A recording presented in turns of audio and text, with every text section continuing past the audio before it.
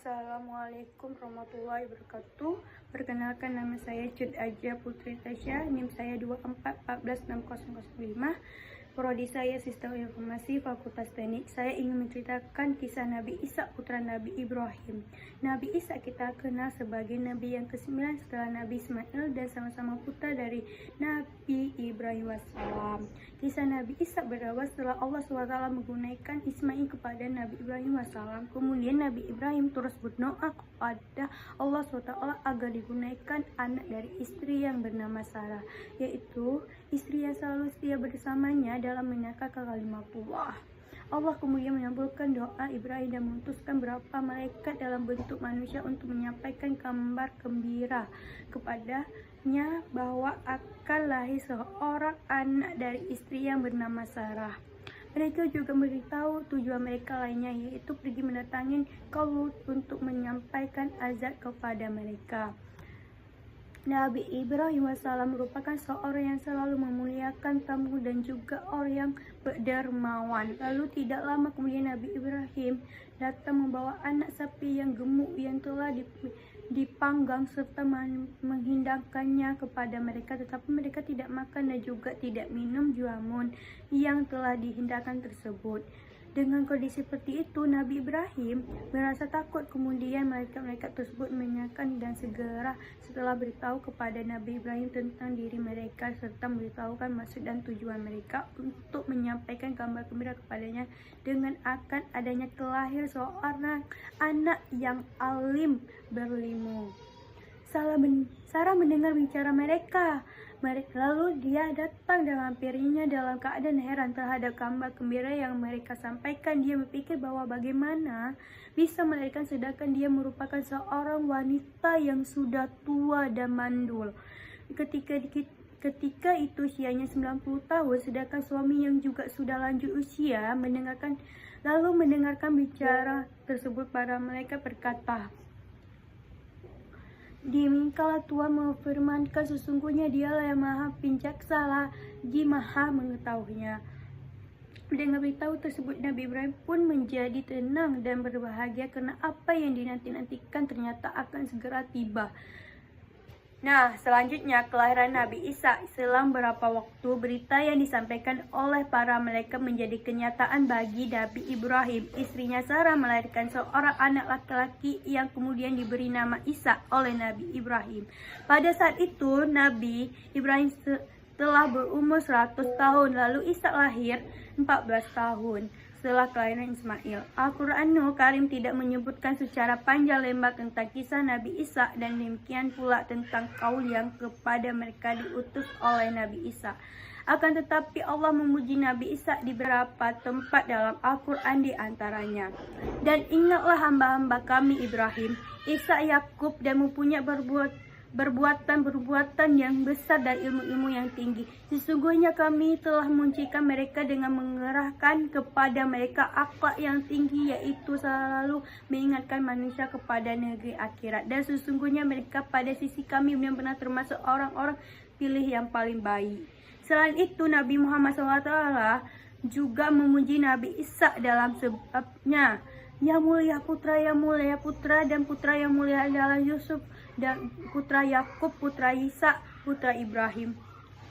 Selanjutnya pernikahan Nabi Isa. Pada saat usia 40 tahun, Nabi Isa memutuskan untuk menikah dan membangunkan keluarganya sendiri. Dikisahkan bahwa Nabi Isa menikah dengan seorang wanita bernama Rafkah binti Batuil. Namun ternyata ujian yang pernah menimpa ayah dan ibunya dialami juga oleh Nabi Isa. Diceritakan bahwa istrinya Rafkah juga merupakan wanita yang mandul. Nabi Isa pun terus saja berdoa kepada Allah lahir berkat keajaiban darinya. Maka bukan hal yang mustahil bagi untuk memberi kembali keajaibannya tersebut. Nabi Isa dan istrinya terus berdoa dengan harapan dan tawakal yang kuat.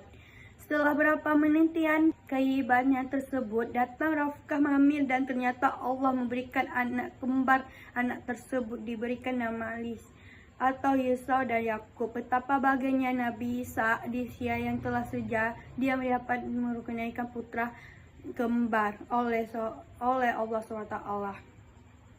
Lalu salah satu putranya pula kelak akan menjadi seorang rasul, dia adalah Nabi Yakub dan kelak menjadi bapak dari Nabi Yusuf Yamin dan saudara-saudaranya dari anak-anak Yakub bin Isa.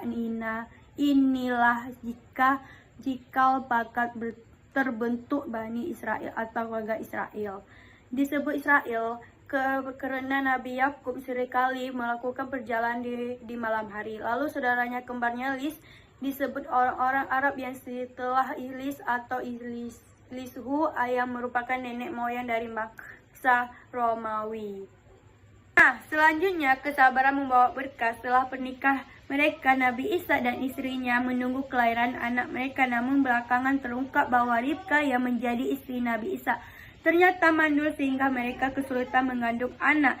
Itulah sebabnya Nabi Isa dan istrinya berusaha berdoa kepada Allah SWT agar diberikan keturunan. Nabi Isa selalu berdoa kepada keikhlasan dan keyakinan untuk memiliki anak. Karena kegigihan Nabi Isa dan istrinya serta izin Allah SWT, doa mereka akhirnya terkabul. Ribka mengandung anak kembar. Saat itu Nabi Isa diketahui berusia 60 tahun. Anak pertama bernama Insau dan anak kedua bernama Yakub. Kisah kelahiran Nabi Yakub tercatat dalam Al-Quran, yaitu dalam surat Al-Anbiya ayat 72 yang artinya, dan kami telah memberikan kepada Ibrahim, Ishak dan Yakub sebagai satu anugerah dari kami, dan masing-masing kami jadikan orang-orang yang saleh.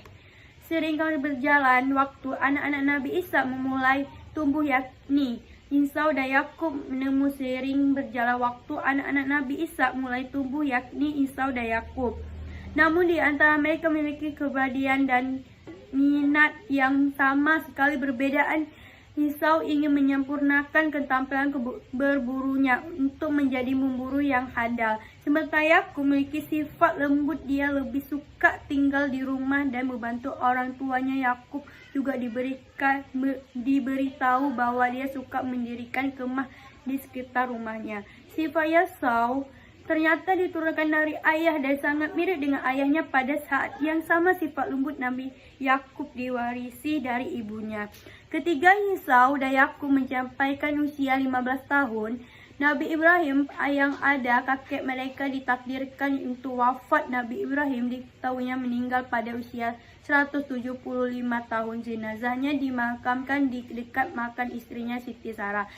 Selanjutnya, jangan saling dendam antara saudara. Setelah tua melahirkan Nabi Isa, mulai menurun Nabi Isa takut dia akan mati kapan saja. Jadi dia menyuruh anaknya Isa untuk memburu dan menyiapkan makanan favoritnya agar Isa dapat berdoa memohon berkah untuk putranya lebih tua tersebut. Lalu istrinya Ribka mengetahui niat Isa dan menyuruh Yakub untuk menghidangkan Isa makanan sebelum Isa pulang dari pemburu. Kemudian Ribka mengenaikan pakaian Insau kepada Yakub dan kulit domba, lega dan leher Yakub, karena Insau adalah seorang pemburu yang tajam. Ketika Yakub menawarkan makanan dan ketika Nabi Isa menyentuh tubuh Yakub dan berkata, jika itu adalah suara, itu adalah suara Yakub. Jika itu adalah tangan Insau. Setelah makan hindakan tersebut, Isa berdoa untuk Yakub yang dia kira adalah anak sulungnya, yaitu Insau, bahwa dia akan diberkati dengan kebaikan banyak makanan dan bahwa dia akan menjadi tua saudaranya serta keturunannya. Setelah Yakub pergi, Insau mendatangi Isa dan menawarkan kepada makan yang diminta ayahnya. Tapi Isa mengatakan dia makanan berdoa untuk Isa. Dan Isa kemudian tahu bahwa Yakub lah yang datang Isa mengisi ayahnya. Tapi Isa mengatakan bahwa doanya tidak dapat diubah. Isa kemudian berjanji untuk membunuh Yakub ketika Isa meninggal. Nah, selanjutnya wafat Nabi Isa seperti para Nabi Rasulullah lainnya. Nabi Isa juga wafat. Kematian adalah 180 tahun, membuatnya sangat tua. Sebelum kematian Nabi Isa dan berselisihan antara hamba-hamba, meski meninggal masih banyak sisa-sisa keteladanan Nabi Isa merupakan pelajaran hidup bagi umatnya. Nabi Isa tidak pernah putus asa menyebarkan ajaran agama Allah sehingga mereka bisa menjadikan agama sebagai jalan hidup. Karena tendaknya untuk menegakkan keadilan dan mendakwahkan ajaran agama Allah, ia dapat lolos dari siksa api neraka yang mengerikan. Nabi Isa akhirnya dimakamkan di tanah Palestina, tempat di gua Ma'apilah. Dia dimakamkan bersama kedua orang tuanya, yaitu Sayyidina Sarah dan Nabi Ibrahim. Nabi Isa menerima banyak nikmat dan karunia dari Allah SWT selama hidupnya. Hal ini tentu sebandingan dengan perjuangan menyebarkan kebenaran di dunia. Sebagai umat Islam yang baik, kita harus bisa mengamalkan keteladanan Nabi Isa dalam kehidupan sehari-hari agar kita selalu bisa berbagai Allah sering berjalan waktu. Anak-anak Nabi Isa mulai tumbuh yakin nih Insau dan Yakut, namun di antara mereka memiliki kepribadian dan minat yang sama sekali berbedaan. Insau ingin menyempurnakan ketampilan berburunya untuk menjadi pemburu yang adil. Sekian cerita singkatan dari saya akhiri. Wassalamualaikum warahmatullahi wabarakatuh.